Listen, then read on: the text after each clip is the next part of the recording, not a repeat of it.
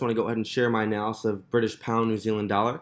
So I'm looking at British pound New Zealand dollar on the weekly chart, and I'm looking to expect this drop. Now, I'm not too sure when it's going to drop, but I can go ahead and make justifications on when it could drop down to around this level.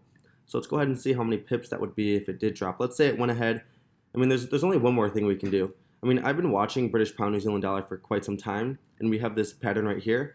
So with this pattern, I was expecting price to correct a little bit more and then drop. It failed to do that. So I didn't take any trade right there.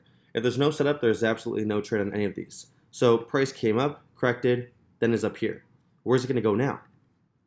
We could have this huge impulse, a huge correction, then go back up here. I mean, if I'm going to be looking for an entry on this trade, I would be looking most likely to take it right here.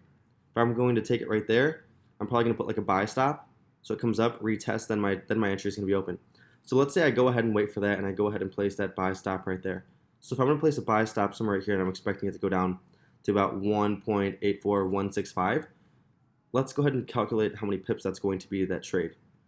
That's going to be about 1,360 pips, about a 6.83, let's say 6.80% return.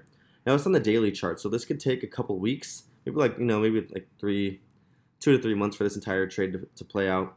But a couple different ways you're going to enter is you're going to wait for price to come up to this level up here, or it might not even come to that level. It could drop right here, come back down, then break. If it breaks that, I'm going to go ahead and look for a sell at this level, about like 1.93774. Then I'll go ahead and look to take it down. I mean, let's say we go ahead and go down, and then it comes right back up. That's totally fine. By some time in there, I'll have my stop loss break even.